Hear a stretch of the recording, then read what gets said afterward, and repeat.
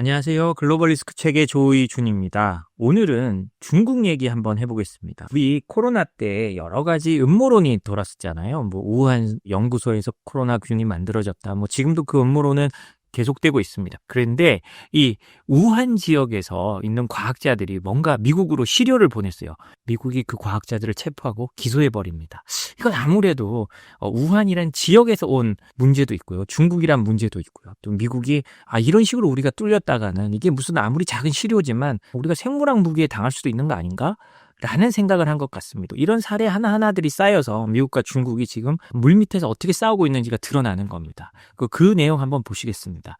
미국 법무부는요, 지난 5일 중국인 연구자 3명이 생물학 물질을 미국으로 밀반입하려 한 공모 혐의와 세관 요원에게 허위 진술을 한 혐의로 기소됐다고 발표했습니다. 이런 시료를 허가 없이 보냈다고 미국에서 기소될 일인가? 그냥 경고 먹고 끝날 거 아닌가?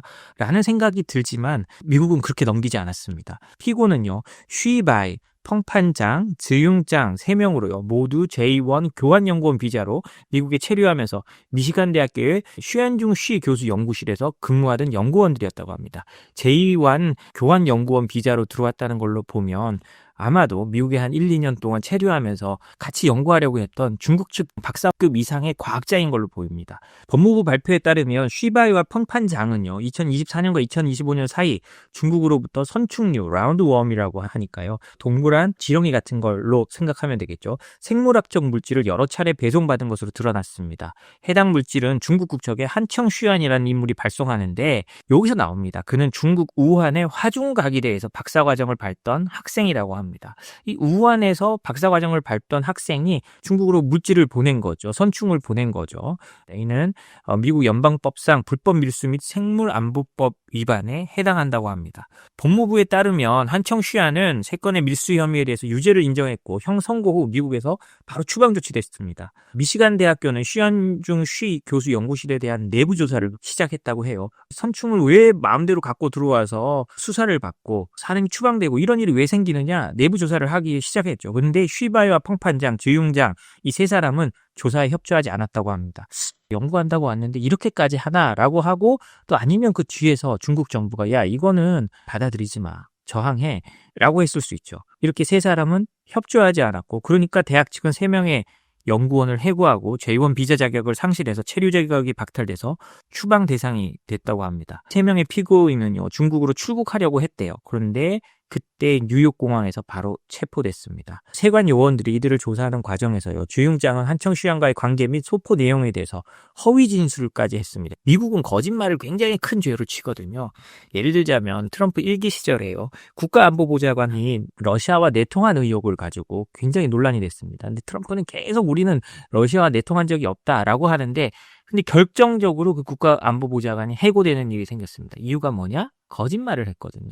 요원들한테 난 그 모르는 일이야, 난 그 러시아 사람 모르는데, 이런 식으로 거짓말을 하다가 들통나니까 그 당시에 마이크 펜스 부통령이 거짓말을 한 것은 우리가 넘어갈 수 없다 라고 해서 해고를 시킵니다. 물론 그게 건수를 잡아서 그런 걸 수도 있겠지만 어찌됐든 거짓말이 굉장히 큰 문제가 되거든요. 법무부 대변인이 말한 걸 보면 미국이 이 사건을 어떻게 보는지를 알 수 있습니다. 이 사건은 국가안보에 대한 문제로 보고 있거든요.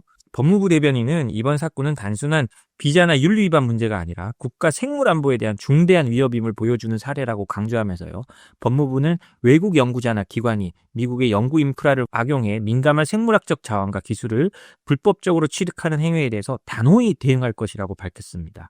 이 피고인 3명은 유죄가 확정될 경우 최대 10년의 징역형과 벌금형에 처해질 수 있다고 합니다. 미국이 무섭죠. 그리고 법무부 관계자는 이렇게도 말합니다. 해외에서 반입되는 생물학적 시료에는 병원체나 유전자 물질이 포함되어 있을 가능성이 있는데 이는 공중보건과 생물테러 방지 체계에 잠재적 위협이 될 수 있다라고 하는 거죠. 다른 말로 하면 이런 식으로 테러 가능한 생물학 시료나 화학전이 가능한 것들이 들어왔으면 우리가 어떻게 하겠느냐라고 하는 말입니다. 이런 걸 보면 미국이 정말 얼마나 이런 부분에 대해서 심각하게 생각하고 있는지 를 알 수 있는데요. 사실 쉬인, 알리바바 이런 걸로 수많은 소포가 미국 미국과 중국 간에 오가고 있기 때문에 미국도 다 잡아내지 못할 거예요. 그런데도 이런 사례를 하나 잡아서 사람들한테 경각심을 주는 거죠. 우리는 어떻습니까? 우리도 중국이랑 테무부터 쉬인 어마어마하게 소포들이 오가고 미국과 중국의 비율에 비해서 한국이 훨씬 더 많겠죠. 그렇다면 우리는 그 안에 어떤 것들이 있는지 체크하고 있을까요? 이건 중국과의 관계를 떠나서 우리도 우리 안보적 문제를 가지고 이런 부분을 다시 한번 잘 살펴봐야 된다. 우리가 중국이랑 하는 연구들은 과연 안전한가? 이런 부분을 우리도 미국처럼 한번 따져봐야 될 것 같습니다. 비슷한 얘기가 과거에 있었는데요. 제가 한번 또 소개시켜 드리겠습니다. 미국 당국이요. 독 있는 초파리를 허가 없이 수출한 대학도 처벌했거든요. 무기가 될 수도 있다. 라는 거였는데요. 이거는 작년 7월쯤에 일어난 일인데요. 미국 상무부 산하 산업안보국은요. 유전자 변형된 초파리를 무허가로 수출한 것과 관련해 인디애나 대학교에서 수출 관련 권한을 1년간 정지시켰습니다. 인디애나 대학교는요. 16개국의 초파리를 무허가로 수출했고 이 초파리들은 생물학적 무기를 만들 수 있는 독소를 생성하도록 유전자 변형이 된 상태였다고 합니다. 그런데요, 당시에도 제가 이걸 보고 굉장히 많이 찾아봤는데 이 초파리 하나가 만들어내는 독소가 리신 A라는 건데 이거 가지고는 사람을 죽이거나 어떤 유해도 되지 않습니다. 그러나 이 행동 자체에 미국이 초점을 맞추고 처벌을 한 거죠. 미 산업안보국은요, 행정처벌을 내렸습니다. 이 사건은 총 42건의 위반 사안으로 구성되는데요. 초파리 하나 보냈는데 무려 42건의 위반 사안으로 구성된다고 합니다. 하나 또 재밌는 거는요, 인디애나 대학교가 이 문제를 알고 자발적으로 이를 보고하고 BIS 조사에 협력해서 처벌이 경감된 게 수출 1년 정지랍니다. 대학교의 수출 1년 정지라는 해외 교류나 이런 거를 하지 말라. 해외로 이제 연구 시료나 이런 걸 보내는 거를 하지 말라라는 겁니다. BIS는 이번 사건을 통해 연구자들이 아주 작은 항목이라도 화학 및 생물학 무기 통제에 포함될 수 있다고 강조했고요. 당시에 매튜 엑슬로드 수출 집행 차관보, 바이든 시대입니다. 이 차관보는 작은 유전자 변형 초파리라도 화학 및 생물학 무기 등 통제 규정을 위반할 수 있다고 하면서요. 인디애나 대학교의 자발적 보호와 협력으로 벌금 없이 사건을 해결했다라고 말합니다. 그렇지만 다음으로 조심해 라고 합니다. 그것만 한 게 아니고요. 인디애나 대학교는 수출 관리 규정에 대한 교육을 관련 관리자들에게 제공해야 하고 이를 교내에서 발표해야 된다라고 했습니다. 한마디로 반성문 써가지고 사람들한테 다 말하고 다니라는 겁니다. 그 센터의 교수님들이나 이런 분들은 굉장히 좀 부끄러웠을 것 같습니다. 그래도 어쩔 수 없죠. 어쩔 수 없고 그렇게 한다고 한 겁니다. 그만큼 미국이 굉장히 수출 관련돼서 위반에 대해서 엄격하게 다루고 있다는 것을 좀 알아야 되고요. 아주 작은 것 하나라도 적발하면 강력한 처벌을 한다는 걸 알 수 있습니다. 트럼프 대통령이요. 진짜 역사적인 정상회담을 했습니다. 시리아 대통령, 시리아가 건국된 게 1946년인가 그런데요. 그 이후에 처음으로 시리아 대통령과 회담한 대통령이 트럼프 대통령입니다. 백악관에 와서 회담한 건 처음이라고 하는데요. 우리가 알다시피 아사드 정권이나 시리아는 계속 혼란스러웠습니다. 미국이, 그리고 시리아는 전통적으로 러시아나 이란이랑 가까웠고요. 그래서 미국이 시리아랑 가까이 할 일이 없었는데 지금 이 시리아 알샤라 대통령도 전 알카에다였고 미국과 유엔의 제재 대상이었잖아요. 그런데 이제 그걸 바꿔서 이 역사적인 회담을 한 겁니다. 그러면서 시리아에 대한 제재를 180일간 유예를 해줬는데요.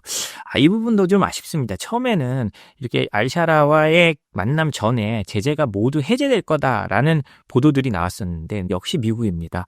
완전히 제재를 해제해주지 않고요. 180일간 유예를 했고 그 사이에 이걸 아마도 해결하든지 말든지 의회가 결정하도록 미국은 던져준 것 같습니다.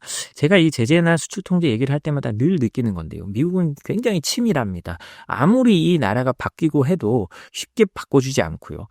이번에 이 시리아 같은 경우도 아사드 정권이 무너지니까 그나마 이렇게 해주는 겁니다. 그러면서도 계속 의심을 하는 거죠. 저 알카에다 출신이고 저 안에 있는 사람들이 과거에 어떤 사람이고 IS에 연관된 사람들이 있을 수 있고 이런 게 있기 때문에 끝까지 조심조심 하는 겁니다. 트럼프 대통령이 12일 백악관에서 아메드 알샤라 시리아 대통령과 정상회담을 했습니다. 아까 말씀드렸듯이 1946년 시리아 건국 후 시리아 대통령이 백악관을 찾은 건 이번이 처음이고요. 그래서 알자지라 이런 방송에 제가 들어가서 보니까 중동 언론들은 역사적 정상회담이라면서 특별 라이브 페이지까지 만들어가지고 시시각각 보도하더라고요. 그런데 알샤라 대통령의 백악관 도착뿐만 아니라 회담까지 모두 언론에 공개되지 않았습니다. 이런 경우는 잘 드물거든요. 트럼프 대통령이 예를 한미 정상회담을 한다고 생각해 보십시오. 트럼프 대통령이 백악관 앞에서 나와서 기다려서 사람을 만나고 가거나 이런 게 다 언론에 생중계됩니다. 근데 이번에는 그렇게 하지 않았다는 거예요. 그 이유는 아마도 알샤라 대통령이 전직 알카에다고 아직까지 미국이 그 알카에다나 이런 9.11 테러에 대한 악몽에서 완전히 벗어나지 못했기 때문에 여전히 미국이 경계감을 가지고 있다라는 걸 보여주는 한 단면일 수도 있고요. 그 희생자들을 생각하는 그런 마음이 있었기 때문일 수도 있습니다. 트럼프 대통령이 이날 정상회담에 대한 기자들의 질문에 우리는 시리아가 아주 성공적인 국가가 되길 바란다며 이 리더, 그러니까 알샤라죠. 알샤라는 그걸 할 수 있다라고 말했습니다. 그러면서 시리아는 중동에서 큰 부분을 차지하고 있고 이제 중동에 평화가 왔다. 이스라엘이 시리아를 비롯한 중동 국가 모두가 잘 지내도록 할 것이라고 말했습니다. 트럼프 대통령이 이 시리아를 바라보는 시각은요. 이스라엘의 또 다른 우군을 만들어주기 위한 그런 시각으로 바라보는 것도 굉장히 큽니다. 그래서 IS 격퇴나 이런 것도 시리아랑 우리가 같이 하자라고 하는 거거든요. 그러니까 트럼프 대통령의 중동 정세의 가운데는 이스라엘이 있다고 보면 됩니다. 거의 전적으로 이스라엘을 밀어주고 있죠. 그래서 이 부분도 저희가 특히 제재나 이런 거 할 때 잘 살펴봐야 되는 거고요. 이란이나 이런 데 대해 제재를 잘 풀지 못하는 것도 이런 유대계 자본, 특히 이스라엘의 트럼프에 대한 로비가 아주 명확하게 먹히고 있다라고 볼 수 있는 거죠. 이날 재무부, 국무부, 상무부는 합동 발표 자료에서 과거 시리아 아사드 정권을 제재하기 위해 만들어진 시저 시리아 민간인 보호법에 따른 제재 부과를 180일간 유예한다고 발표했습니다. 건설, 에너지, 금융, 항공 등 분야에서 거래를 풀어서요. 재건 사업을 돕겠다는 취지인데 트럼프 대통령은 지난 5월 사우디아라비아를 방문했을 때도 알샤라 대통령을 만나 제재 해제 약속을 했는데요. 근데 이렇게 풀어주면서도 조건이 있습니다.